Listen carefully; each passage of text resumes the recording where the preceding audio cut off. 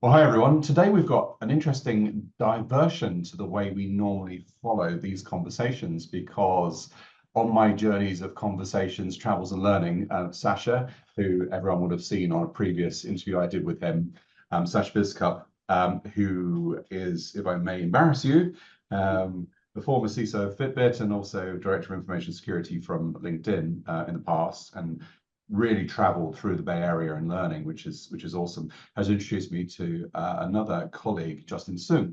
And Justin is the CEO of AuthSignal. And we got talking, and that talk, as ever, kind of leads to learning, and learning needs to be shared. And so literally, I think we need to explore a number of these themes and topics that we brought up. But before I start, Justin, give us a quick background as to your cyber security journey and how you got here and why you're solving these use cases we've been discussing. Yeah, thanks, Dan. Look, I've been an engineer for the last 10 years, and I've found myself in the world of fintech, in places like peer-to-peer lending and buy now, pay later. And I just saw recurring themes throughout my journey in those spaces. There's not a lot. There's more that needs to be done for consumers to protect their privacy and to protect what's valuable to them. And there are some obstacles in that journey for a lot of these businesses. Sometimes, and it's largely almost internal, this friction between people that want to secure the system and internal business, commercial minded people that want to make as much revenue as possible. Both have very strong merit, but when they're put within a high pressure business environment, don't actually lead for great outcomes for customers. So in my journey, I found that consumer security through authentication methodologies and factors was actually a very complicated process for a lot of big consumer platforms. They usually involved long-winded migrations and changes that one never were that successful to begin with. And I just wanted to build a piece of software that could be injected into your current architecture platform to uplift your customer security in a very, very quick amount of time. And that was the genesis of AuthSignal. We're a simple API product that the largest companies can safely put into their customer journey and very rapidly uplift security for all their customers. Absolutely. This is very interesting because normally our discussions and topics center around challenges that CISOs face. And this is a very specific B2C use case set here, which I think will talk to a number of problems that those CISOs that we talk with face. And just as part of this discussion, we'll point back Sasha, to your previous interview, and we'll create a link there so people can follow that journey and learn more about you as well. But Justin, you've mentioned here cyber outcomes uplift, and I really wanted to start with, you mentioned previous roles where you learned the hard way. Tell me a little bit about that, because I think that preloads for some of the things that you've learned, and then we can open up a discussion around that. Yeah, we won't go into names, but in one of my roles, I actually walked into a business that suffered a credential stuffing attack for a few months undetected. So that was a great way to be onboarded into a company. Here you go. Here's your laptop. Go and try and go and fix it. And when you're suffering these sort of or really battling these existential threats, but still having to bring the business along the journey on how to address security, it's actually not, that is actually the biggest issue and the most complex part of being cyber. It's less about the controls itself, but how you can communicate why it's needed. And in my journey, there was a gravitation to or reluctance to bring in controls, that it was very much attached to security controls equals a decline in revenue, decline in the customer experience. Therefore, we should do everything we can to figure out how to not put security controls in. And that it's given rise to some unique ways of being able to manage risk. With the birth of AI and machine learning, you've got tools that can give you probabilistic decisions on whether someone is good or bad. There are different ways to try and massage a customer experience, maybe push back some strong authentication further down the line of a customer experience. But it all kind of builds up. And I think the difficult conversations around these trade-offs are not actively discussed in our community. The learnings that everyone has had in their previous roles around account takeovers, credential stuffing, or even large-scale data breaches. Let's have an honest and open conversation. I'm willing to do that and connect with people that are that have also been in the same situation. And that's really why we exist as Off Signal. And it's fascinating. I think that's why I was just so interested when I first met Justin is, look, we had credential stuffing occur at Fitbit when I was there when we started. And that actually, culminated in it's a warranty fraud because we wanted to protect the brand so much. We were happy to replace Fitbit products because we knew, I guess, there were some quality issues that were in the public. And so I had to learn the hard way to try and chase all these people around the back ends, change a little bit of the customer friction myself. We had to implement password policies back then, and all of this kind of stuff, lots of customer communications. If I could have built a microservice or, integrated into a service like Off Signal, it just would have saved my life. And we spent a lot of time, actually, a lot of resources in the company chasing it. And it's funny how you raise stopgap measures, and exactly I resonate with that. It's just death by 1,000 paper cuts. It's cat and mouse. We actually fought some other counterfeit stuff, and we had some tells on how we could work out whether it was a counterfeit device or not. And we were running out each time they'd update their firmware, we'd run out of one more tell. And, it was like a spelling error at the end we could detect. So, yeah, you're just chasing your tail. It's very inefficient. This is very interesting because I have got in my mind now a number of threads developing, okay? So let's take the first macro one first so it gets some structure to this, which is, Sasha, you and I have been discussing, because we're very fortunate to be, have a history of working in other countries extensively, seeing different frameworks of privacy, protection and such apply. And then, Justin, I bring that askew here now, which is, your point, very, very valuable. I don't think anyone would argue, do they want their privacy and their data protected? I think that's, in this modern world, for any user base, a fairly given thing. But as you say, so many organizations don't want a friction chain in the way because of the user adoption and experience. So it's a business risk decision. I was talking to a CEO the other day about it, which is CEOs, seem to concern themselves from his perspective in risk to the business, and in this instance, adoption versus risk from a regulation and compliance framework.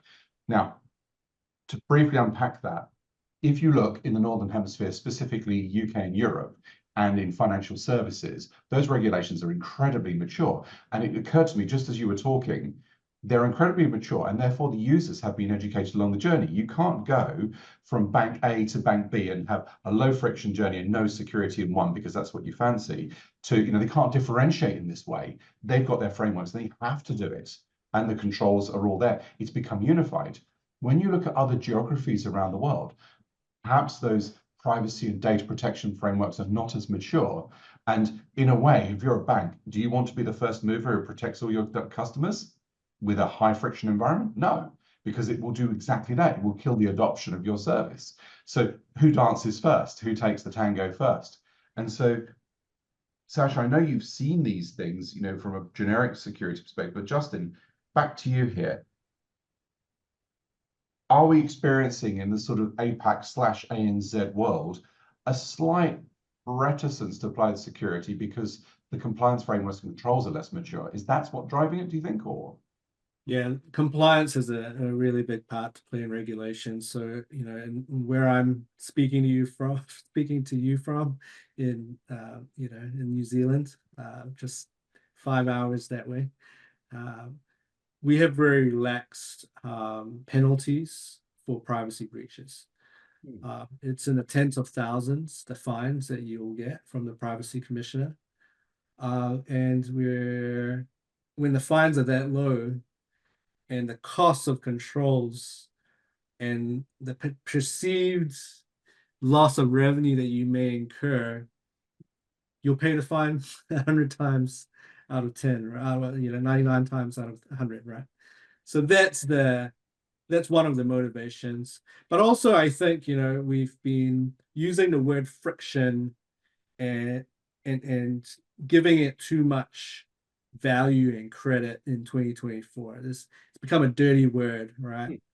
You know, and we've allowed the business to use that word against security and cyber people as the number one golden word that you can use to reject the CISOs or cyber professionals' suggestion or recommendations to secure even internal and employee workloads and internal employee processes.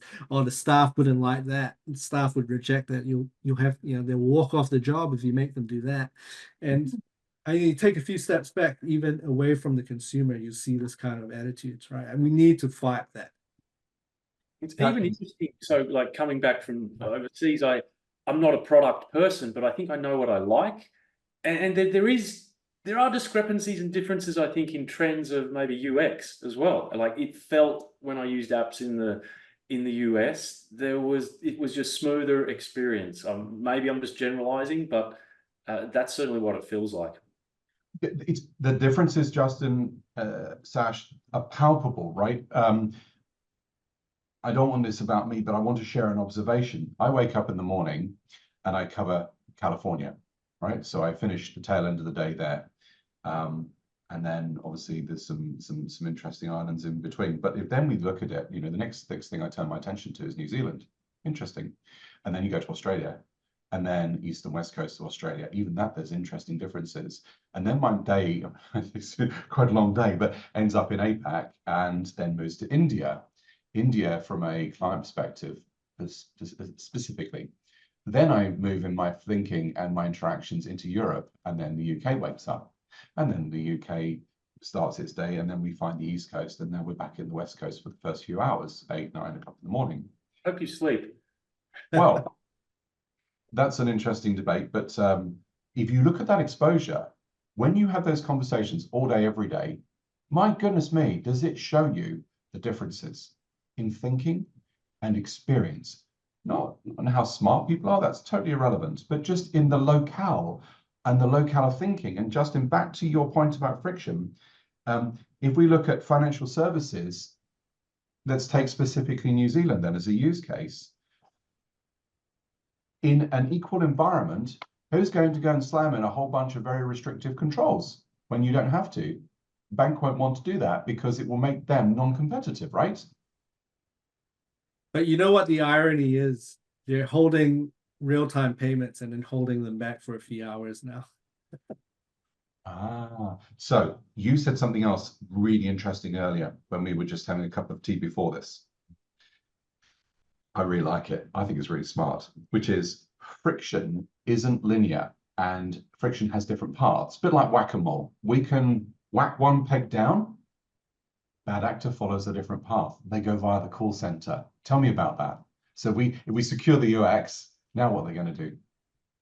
Yeah, and you think you've covered everything and they're one step ahead of you, and Sash will obviously attest to that with his own stories. in some of the more well-known breaches here in Australia, I've had a personal friend who was caught up in an identity breach, and we seem to have almost been numb to all these breaches now. But there are real world consequences, and I think people really truly need to understand this. Date of birth, last name, first name, exposed.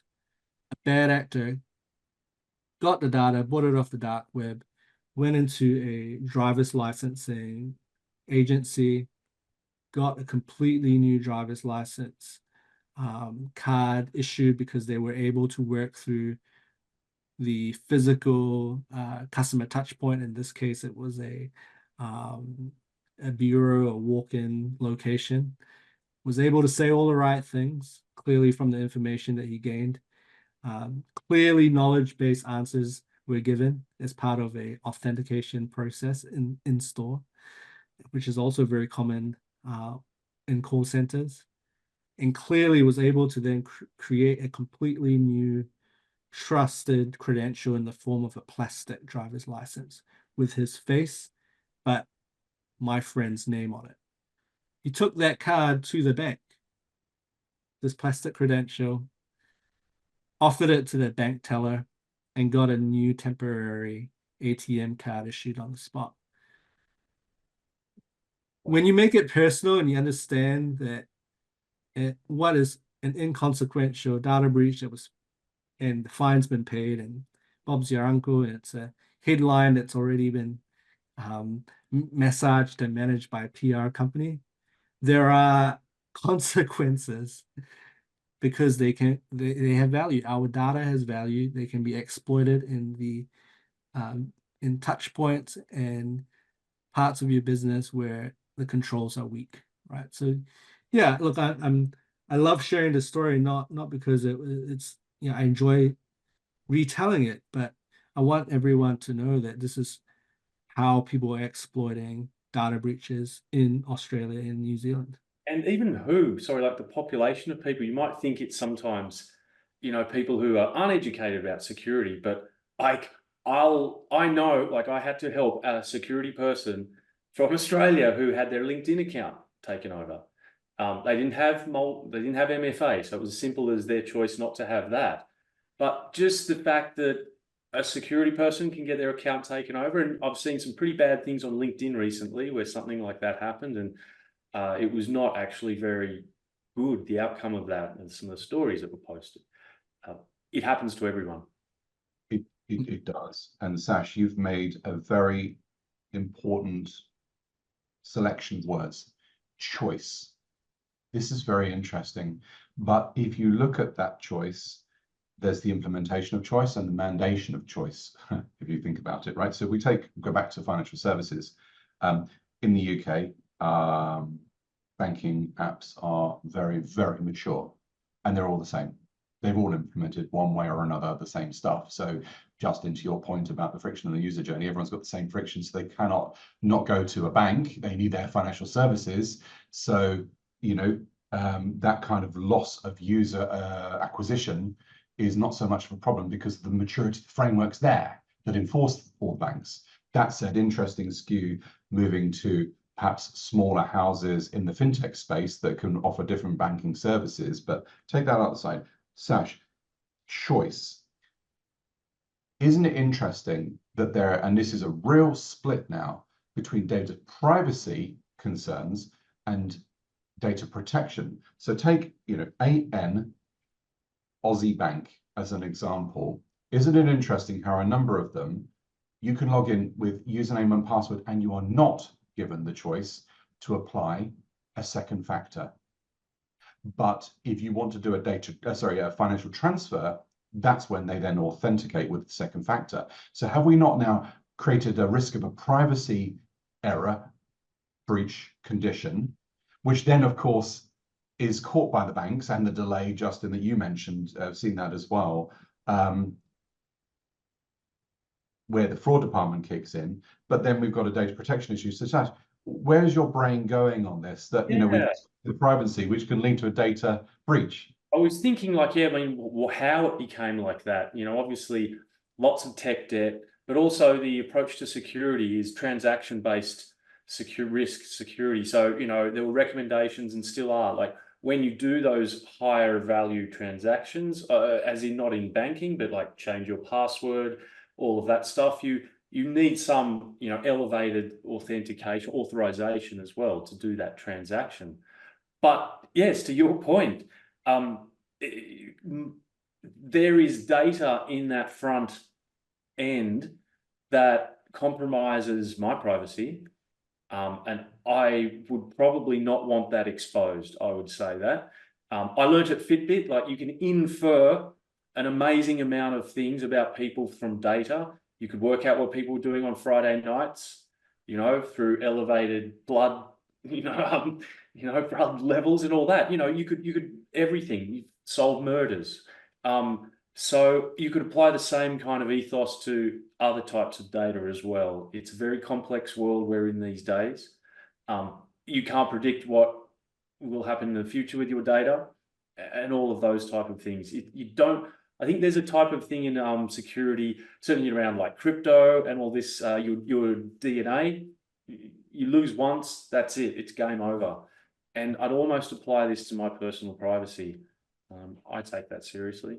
Now let's elevate this use case through further now. Justin, generative AI with all this stuff, where's your mind going? It's a big problem. It's going to be a huge problem. Can I trust this Zoom call? Can I trust that phone call that I'm going to answer or call on the other end of who's, you know, who I maybe can you know, be fooled into tricking me into someone that I trust. There are some banks that are using voice biometrics through their call center processes. Maybe it was a good idea 5 years ago, but for $5 I could clone your voice just by recording the Zoom call. So generative AI, with all its creative benefits, has a very, very dark side and is already being exploited by bad actors. So we need to be aware and blasé, and I hope conversations like this out in the open bring out dirty laundry that was always hidden, always swept underneath the carpet, right onto the forefront. Let's have an honest conversation. Are your controls good in 2024 when I can clone your voice and face? And answer it honestly and then fix it. Last year, I was aware of, you know, one FANG type red team, you know, doing this exact thing, could emulate in real time an executive and fool people. It's real and scary. So we're really interested in more deterministic ways of creating trust. And there's some exciting, great technologies that we support as a business. One of them is passkeys. Utilizing something that we take for granted as cyber people, the world of PKI and asymmetric cryptography.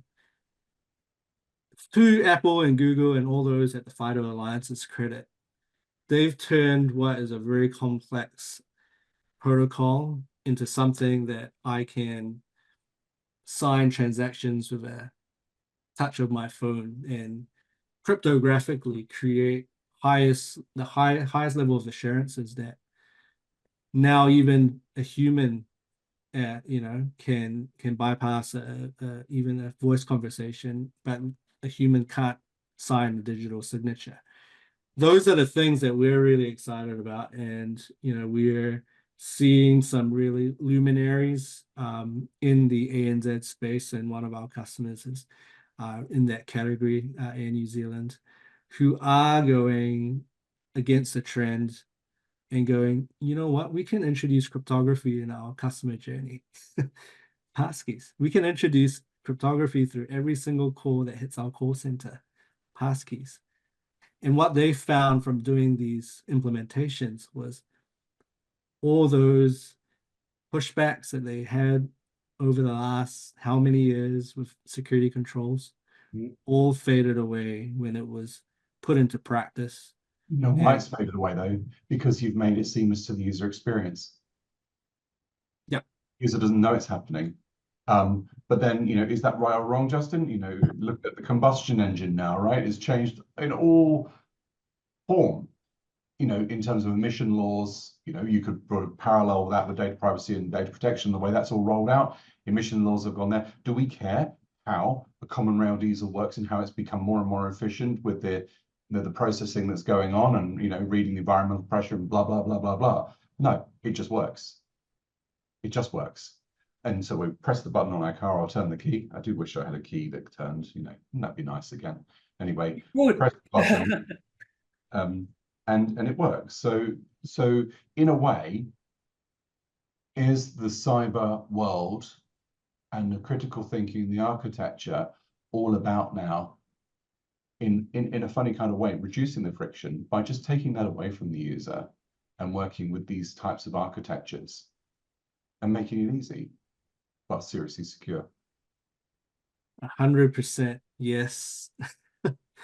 That is the way to get the job done. And we have the tools and the tooling to make these controls seamless and disappear to the user, but still protect them. I think if we're still treating, sort of maybe living in a world 10 years ago, yes, the conversations will be completely different. But in 2024, I think this is the time now for cybersecurity professionals to leave the old way of trying to get our points across and go into the world of the business and the product, actually partner up with them and actually take them on this journey to augment these customer journeys. I think it's an exciting time to be a cybersecurity professional. And this is not in the areas of just purely a B2C problem, right? I think, Sasha, you see internal controls, you see engineering practices. I think 100%, if security is just baked into everything we do and it can be as seamless, let's aim for that. Let's go for that. Thank you, Dan. Sasha, your thoughts?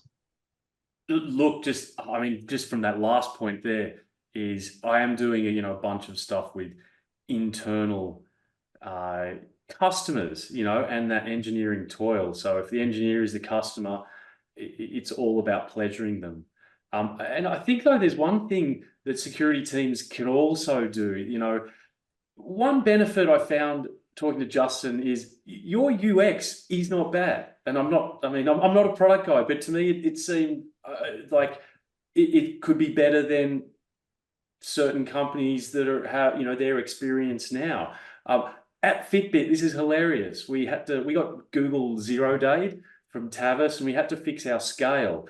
One engineer of mine, this awesome guy, he had to go through the whole process. He developed it, released it, handheld the monitoring and the SRE all afterwards. But along the way, he actually improved the reliability of the firmware update process. He found a defect in TCP windowing, so it was an underlying network problem. The customer experience was improved amazingly.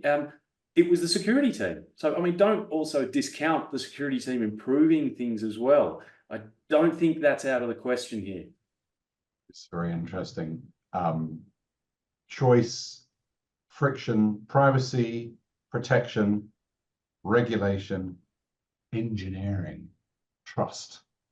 Interesting themes. I think we're around about time here, but I think this is definitely going to be worth a revisit and to talk again.